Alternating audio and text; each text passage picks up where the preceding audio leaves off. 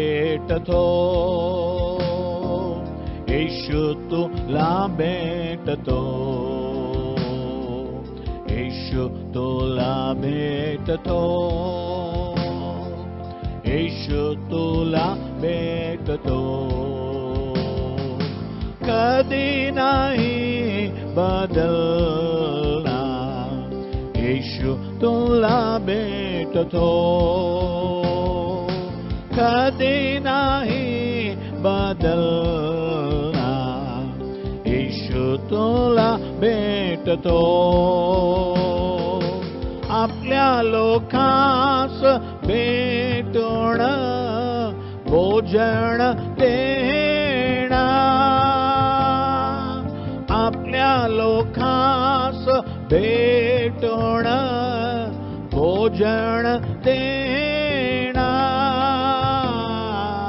आज पण तुला तृप्त करणार, आज पण तुला तृप्त करणार, येशू तुला भेटतो,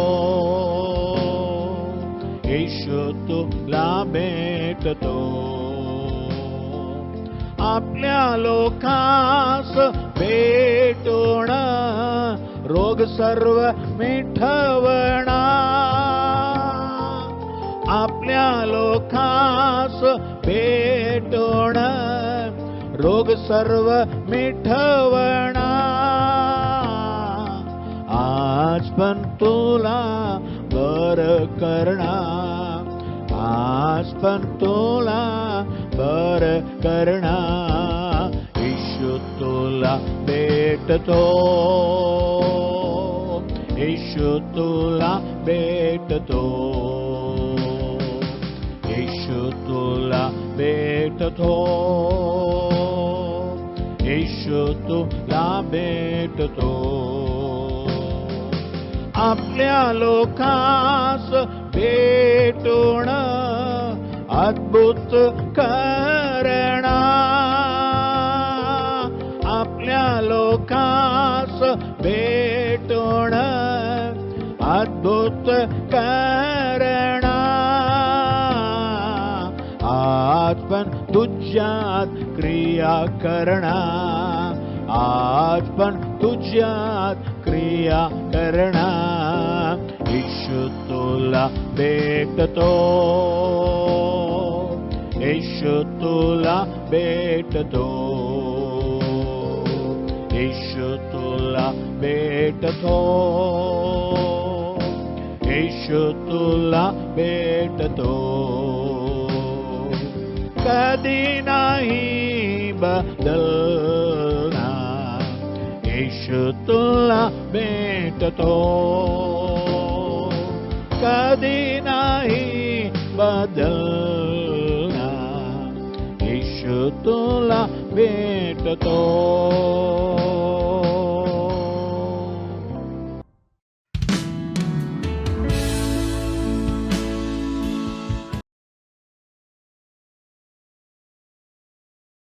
ख्रिस्त माझा तो सर्वांच्या ज्ञान मात्याला, तोच आपला तारणारा या सवात्याला. ख्रिस्त माझा तो सर्वांच्या ज्ञान मात्याला, तोच आपला तारणारा या सवात्याला.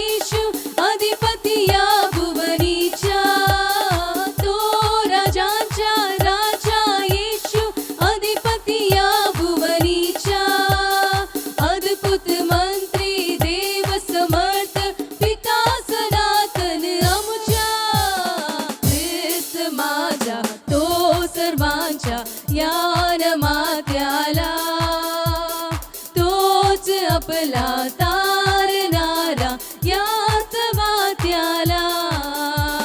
ख्रिस्त माझा तो सर्वांच्या या मात्याला. तोच आपला तारणारा या सवात्याला. ख्रिस्त दाता शांती प्रीतीच्या अविरत आनंदाच्या. ख्रिस्त दाता शांती प्रीतीच्या अविरत आनंदाच्या. एकच वैद्य जगती आहे देवी आरोग्याच्या. ख्रिस्त माझा तो सर्वांच्या यान मात्याला. तोच आपला तारणारा या सवात्याला. ख्रिस्त माझा तो सर्वांच्या यान मात्याला. तोच आपला तारणारा या सवात्याला.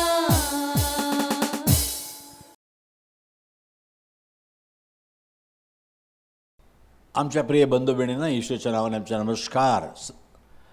येशू तुला भेटतो हा कार्यक्रमासाठी तुम्हा सर्व मी स्वागत करीत आहे. देव किती चांगला आहे. आणखीन प्रत्येक दिवस पहाटे तुम्ही सर्व संगे सकाळ हा कार्यक्रम तुम्ही पाहू शकता. बेतेल मुंबई टाका आणि मराठी शॉर्ट मेसेज लहानसे 2 मिनिटाचे संदेश ऐका. दर दिवस तुम्हाला देवाच्या स्वर्गीय मन्ना तुम्हाला भेटेल. ठीक आहे. आजच्या वचनात जाऊया. यशाया 26 अध्याय 9 वचन. यशाया 26:9. माझ्या धन्याच्या कनिष्ठ दर्जाचा एक तरी 26 ॲज 26:9. रात्री माझ्या जीवास तुझी उत्कंठा लागली. मी अगदी अंतःकरणपूर्वक तुझा शोध करेन. कारण तुझी न्यायकृतीये पृथ्वीवर होतात तेव्हा जगात राहणारे नीतिमत्ता शिकतात. एकतर रात्री माझ्या जीवात उत्कंठा लागली. मी अगदी अंतःकरणपूर्वक इथे एक चुकलेलं आहे. एकदम पहाटे सकाळी मी तुझा शोध करेन. रात्री पण देवाची आठवण, सकाळी पण देवाचे शोध करणे. सकाळ आणि संध्याकाळ. आपल्याला कधी सकाळी बरं वाटतो, संध्याकाळी वाईट वाटतो.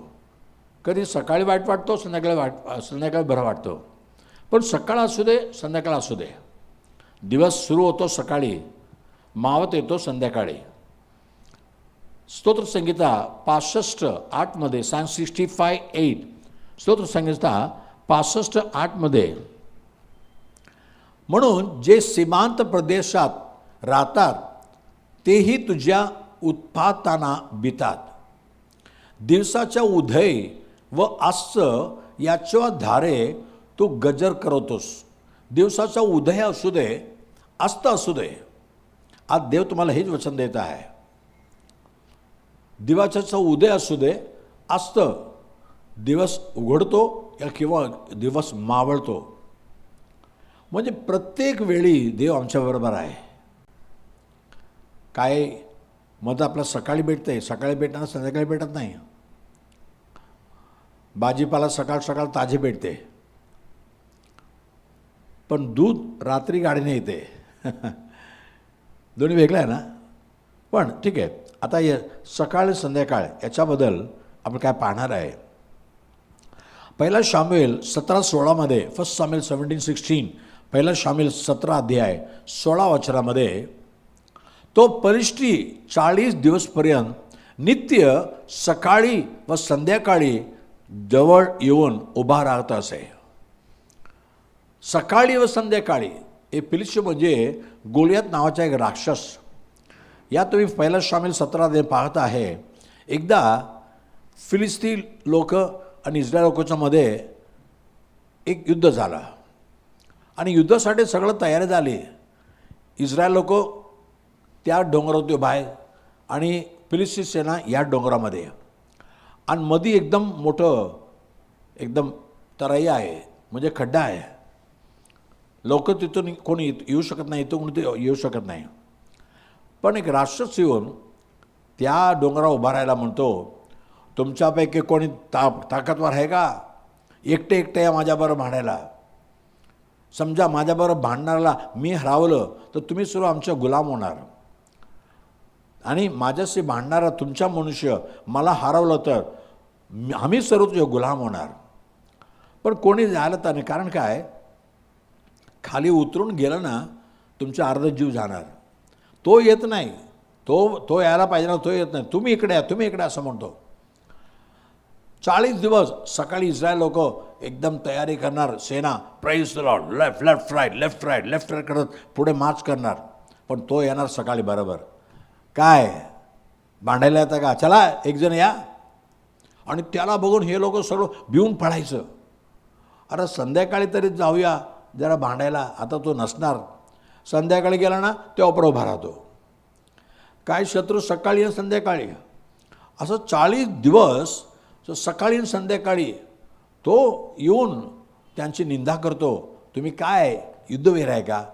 तुम्हाला काय भीती आहे का? तुम्ही डरपोक आहे का? या ना एक जण माझ्याबरोबर भांडायला. तो तर म्हणजे 7.5 फूट उंच आणि एवढं मोठं ज्या भाडी, बापरे, त्याला बघून भीती वाटतो. राक्षस आहे ना. कोणी भांडायला गेलं नाही. पण एकदा सकाळ सकाळ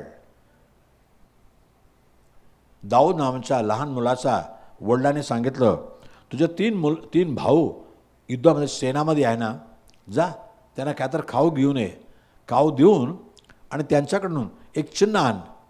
ते सुकी रुपी आहे का, ते बरं आहेत का, मला काय तर चिन्ह पाहिजे. आणि सकाळ पहाटे उठून दाऊदाने काय केलं, आपल्या मेंढरे एक पेरेदाराच्या हातात सोपवलं, माझे मेंढरे बघून घ्या, मी जाऊन येतो. आणि युद्धस्थळी आला. भावांना भेटला, भरा आहे का? हो भरा आहे.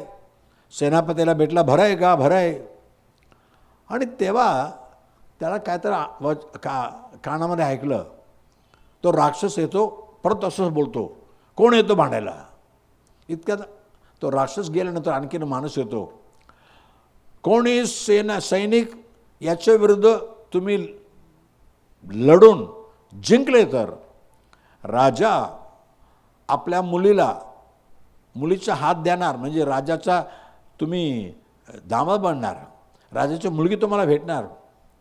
राजाला 2 मुली होते, म्हणजे पुढचा राजा हेच आहे ना. आणि त्यांच्या वडिलाच्या घरामध्ये सगळं जे काय आहे आवश्यक आहे सगळं देणार. आणि सगळंजण ऐकायला बरं वाटतो. ऐकून आहे, चला चला आपण भांडूया, राजाच्या घरामध्ये शिरूया. पण तर राक्षस आला तर पळून जातात. आणि दाऊदाने ऐकलं. त्यांना माणसाला बोलवलं, काय या राक्षसाला मारलं तर काय भेटणार? राजाची मुलगी भेटणार आणि राजाची खूप मोठं संपत्ती तुम्हाला भेटणार. हा असं का? हा असं बोलत होता. इतका मोठा तोरला भाव आला एलियाब. आणि त्याने म्हटलं, कशाला आला रे? पहिलं शामेल 17, 28, 29, फर्स्ट सामेल 17, 28, 29, पहिल्या शाम 17, 28, 29. दाऊद त्या लोकांशी बोलत होता. ते त्याच्या वडील भाऊ अलियाब याने ऐकलं. तेव्हा तो दाविदावर संतापून म्हणाला, येथे आलास कशाला? थोडीशी शेरडे मेंढरे आहेत, ते रानात कोणाच्या हवाले केले आहेस? तुझी घमंड व तुझ्या मनाचा उदामपणा मी जाणून आहे. तो केवळ लढाई पाहायला येते आलायस का? पुढचं वचन दाऊद म्हणतो, मी काय केलं? मी नुसता एक शब्द बोललो ना, एक शब्द बोललो. तामिळ लिहिलेलं आहे, मी इथं नुसता आलो नाही, नुसता आलो तरी परत तिकडे आणखीन मनुष्याला विचारला, काय मिळणार काय मिळणार काय मिळणार.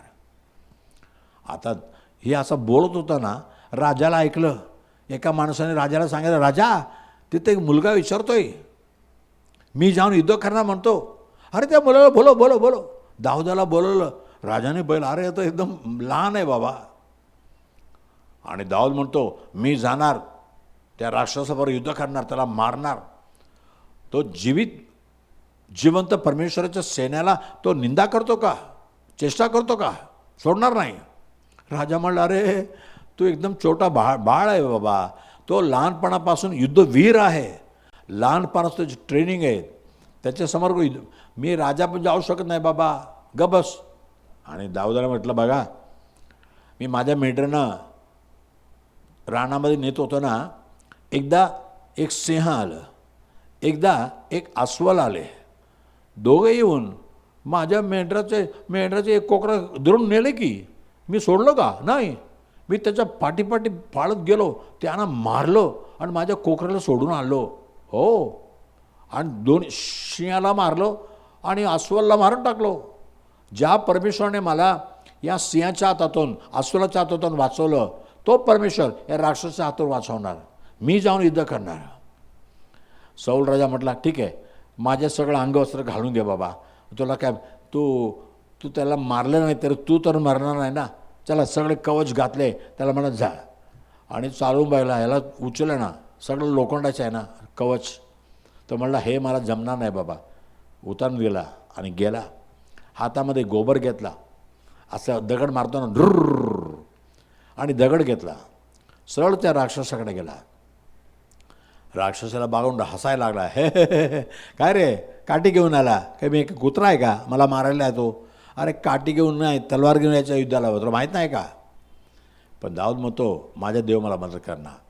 दाऊदाने दगड ठेवला, असं गोबरला असं फिरून झुम सोडला की नाही, ते दगड सरळ जाऊन त्याच्या माथ्यामध्ये लागला आणि तो टपाट खाली पडला. आणि दाऊद धावत गेला, त्याचीच तलवार त्याच्या कमरेतून काढली, त्याचं डोकं कापून टाकले आणि डोकं हातात घेऊन असा उभा राहिला. सगळे विरोधी सेना पळायला लागले आणि इस्रायली सेना, अरे वा, जिंकलो, ते त्यांना त्यांच्या मागे मारायला लागले. सौल म्हणतो, तो कोण रे बाळा, एवढं मोठं राक्षसाला मारलं?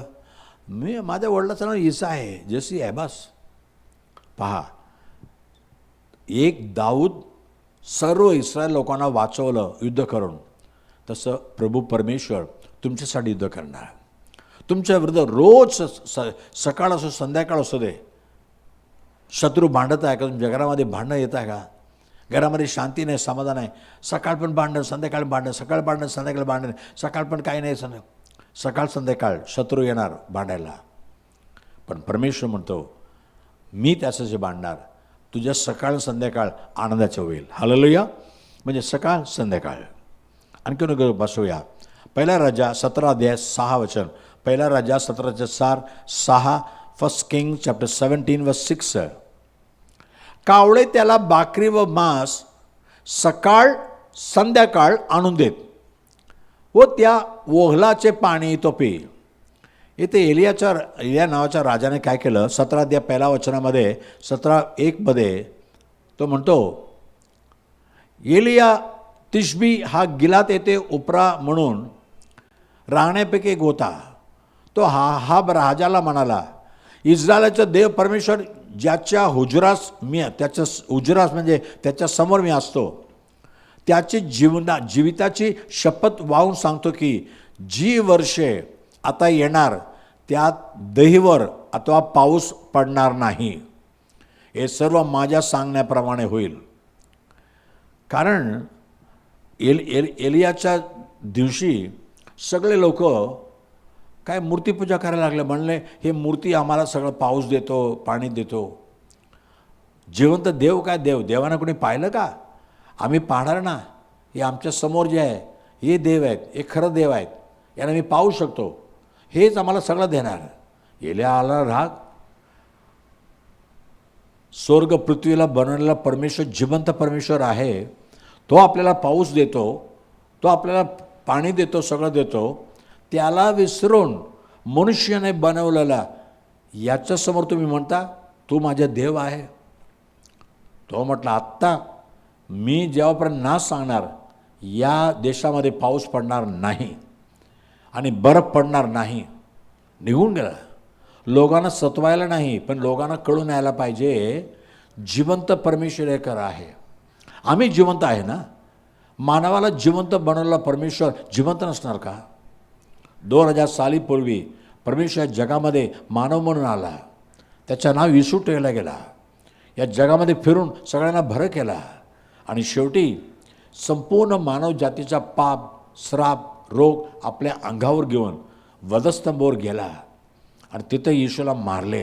येशूने जीव दिलं, त्याला गाडले गेले, पण तिसरा दिवशी येशू जिवंत उठला.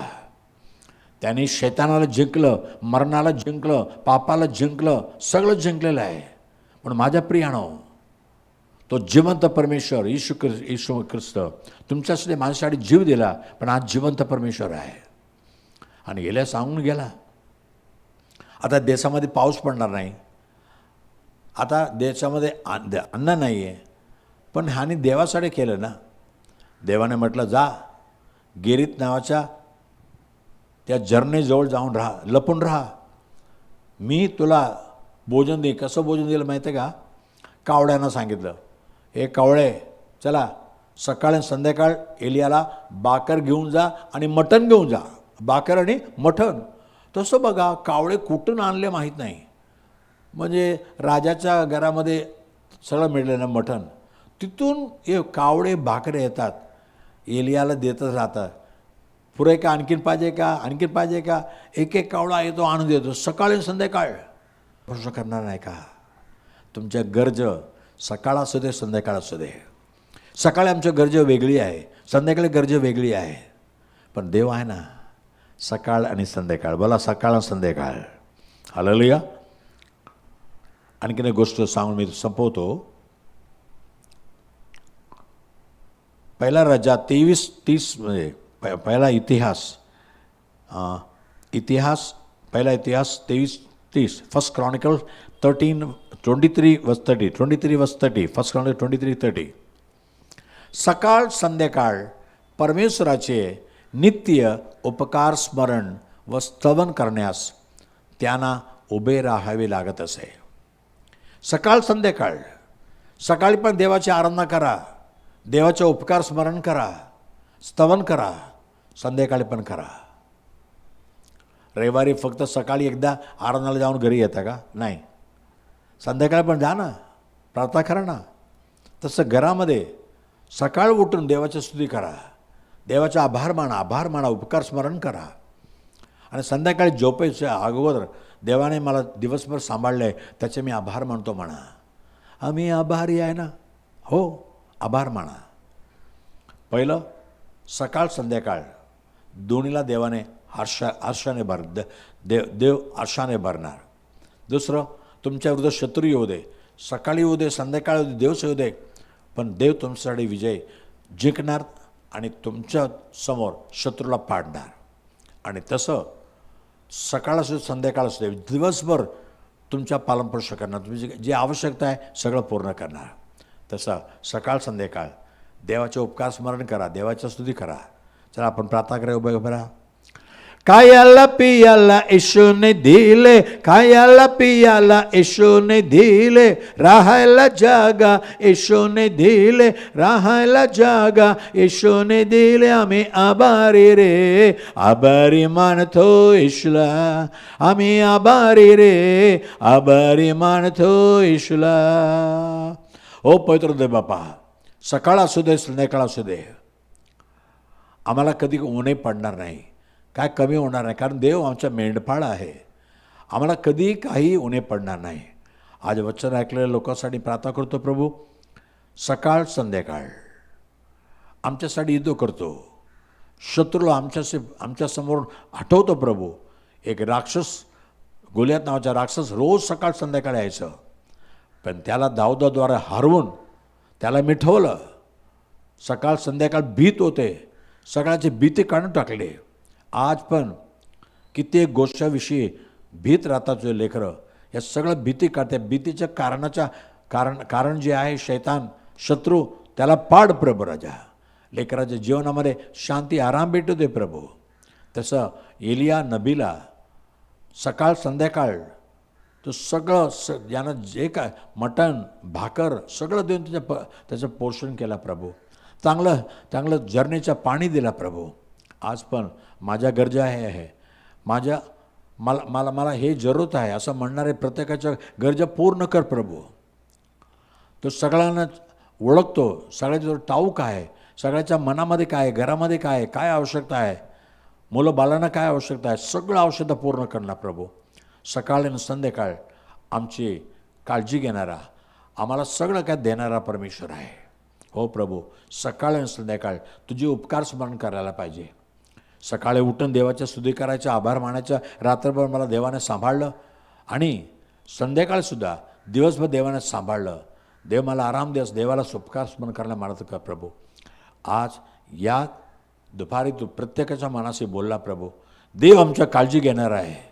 कुठलाही वेळ असू दे, कुठलाही प्रसंग असू दे, कुठलाही कठीण प्रसंग असू दे, देव आहे ना, देव आहे. आणि येशू ख्रिस्त आमच्यासाठी जीव देऊन आमच्या सर्व पाप मिटवलेलं आहे. आज मी येशूप्रभू माझ्या पापाची क्षमा कर, मला तारणाचे निषेध म्हणणाऱ्यांना प्रत्येकानं स्पर्श कर, त्याच्या मनातलं सगळं पाप काढून टाक, मनामध्ये शांती समाधान दे, आशीर्वाद दे. येशूच्या नावाने मागितो म्हणा एक प्रभू राजा. Amen amen. God bless you. देवबा तुम्हाला आशीर्वाद करो. आणि पुढच्या रविवारी दुपारी 3 वाजता आपण पुन्हा भेटूया. आमेन. आमचा पत्ता Bethel Pentecostal church, Bethel church road, Kamaraj हायस्कूलचा मागे, 90 फीट रोड, धारावी, मुंबई 17. आमचा फोन नंबर 8856653531 किंवा 9833333722 किंवा 932334244695.